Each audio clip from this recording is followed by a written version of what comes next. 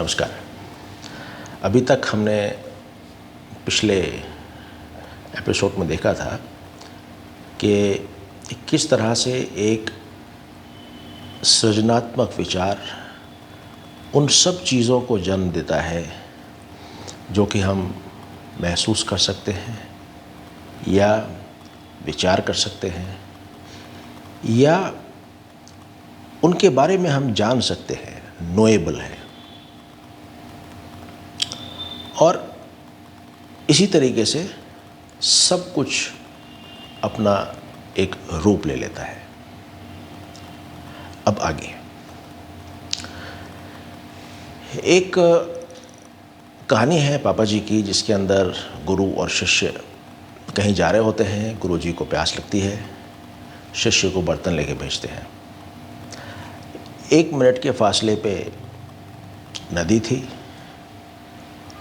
अब शिष्य जैसे ही वहाँ पहुँचा और पानी लेने लगा, वहाँ एक लड़की दिखी, खूबसूरत लगी और इनकी शादी हो गई। और शादी की जो टर्म्स एंड कंडीशंस थी उसके हिसाब से इसको लड़की के घर ही रहना था, सो ये रह गया। अब ज़िंदगी बढ़िया चल रही थी।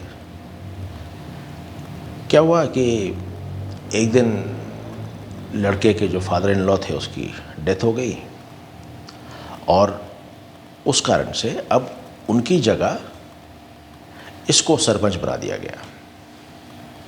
अब ये सरपंच बन गया, 3-4 गांव इसके अंडर में आ गए और प्रॉपर्टी भी अच्छी थी।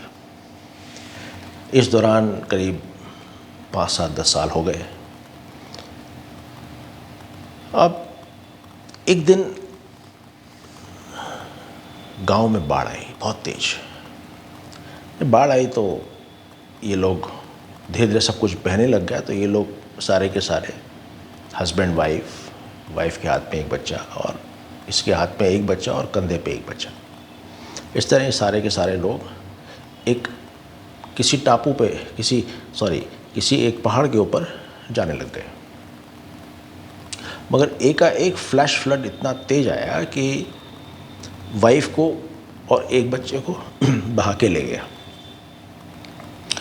जैसे ही ये उनको पकड़ने के लिए उनकी तरफ झुका तो इसके हाथ से और इसके कंधे से दोनों बच्चे वो भी अलग हो गए, वो भी बह गए। अभी अकेला हो गया। और अकेला होने पे ये रो रहा था कि मेरा तो सब कुछ बह गया, घर बार, जानवर, बच्चे, वाइफ, सब लोग बह गए, मैं अकेला रह गया। उतनी देर में गुरुजी आए, उन्होंने उसको उठाया, बोला भाई क्या बात है, तुम बड़ी देर लगा दी, तुमने पानी लेके नहीं आए। उसने कहता है कि गुरुजी मेरा तो सब कुछ बह गया। तो उसने कहा तुम्हारा था ही क्या जो बहेगा, अभी 5 मिनट पहले तुम आए हो, पानी लेके मेरे को पिलाना था और मैं वही देखने आया, बड़ी देर लगा दी तुमने। तब उसने उसको गुरुजी को पूरी कहानी सुनाई। उस पर गुरुजी ने कहा कि देखो, यही सृजनात्मक विचार है। तुमने विचार किया, उस विचार में विचार करने वाला सबसे पहले आया। ये जो विचार करने वाला है ये आई है, मैं हूँ। इस मैं के बाद में बाकी सब कुछ जन्म लेता है। और जितना सत्य वो मैं था, उतना ही सत्य जो भी तुमने देखा, जिसको भी तुमने महसूस किया, उतना ही सत्य वो भी था। यहाँ तक तो कहानी है। अभी इससे हमको जो पता चलता है वो ये है, पहला कि सपने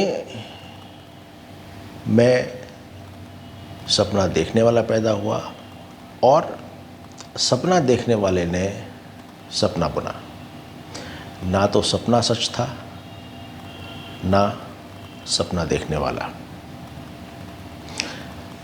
यानी ये हुआ कि जितना सच ऑब्जेक्ट होता है उतना ही सच सब्जेक्ट भी है, क्योंकि दोनों ही एक ही चीज़ से निर्मित है। दोनों का एक मूलभूत आधार, सबस्ट्रेटम एक ही है।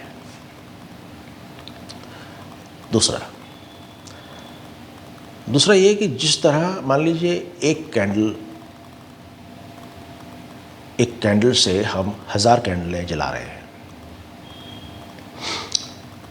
तो पहली मोमबत्ती की जो ज्योति होगी और इन 1000 कैंडल्स में जो ज्योत है, इनमें कोई फर्क नहीं होगा, एक है।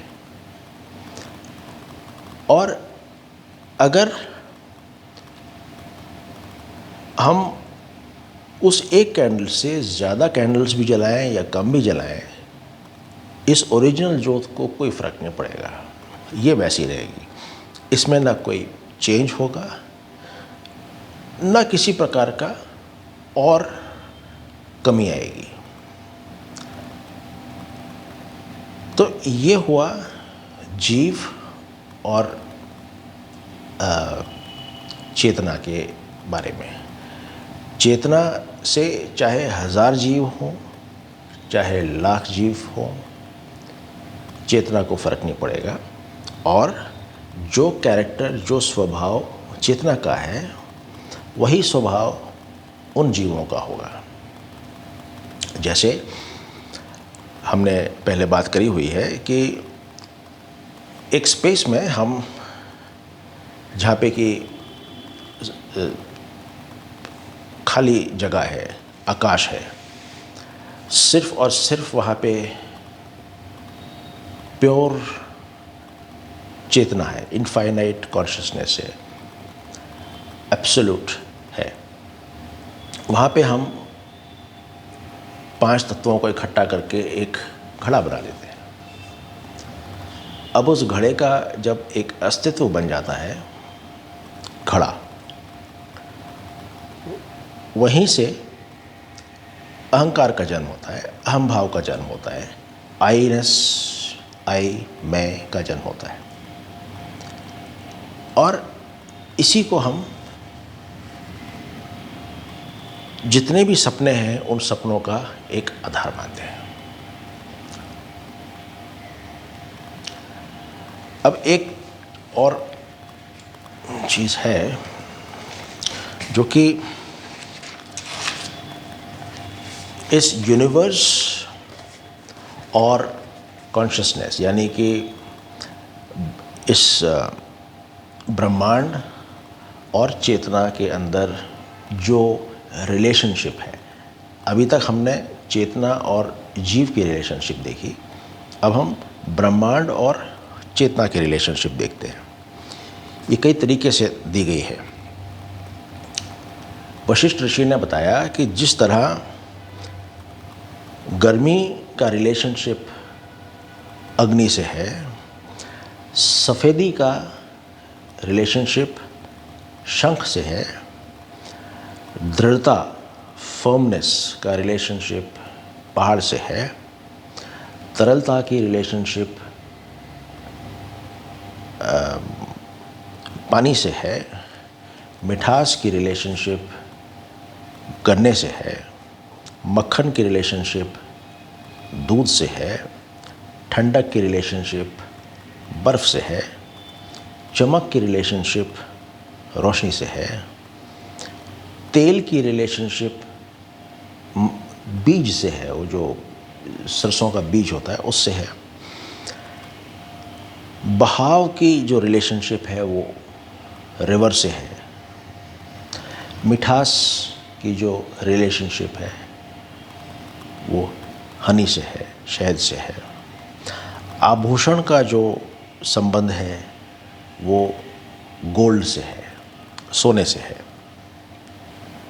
और जिस तरह सुगंध का जो रिलेशन है वो फूल से है, उसी तरह ब्रह्मांड का जो रिलेशनशिप है वो कॉन्शियसनेस से, चेतना से है।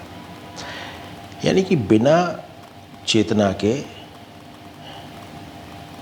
ब्रह्मांड नहीं हो सकता, बिना फूल के सुगंध नहीं हो सकती, बिना सोने के जेवर नहीं हो सकता। और इस तरह से ये सारे जो एग्जाम्पल्स दिए गए हैं, इनसे हमको इस रिलेशनशिप को समझने में बड़ी आसानी होगी।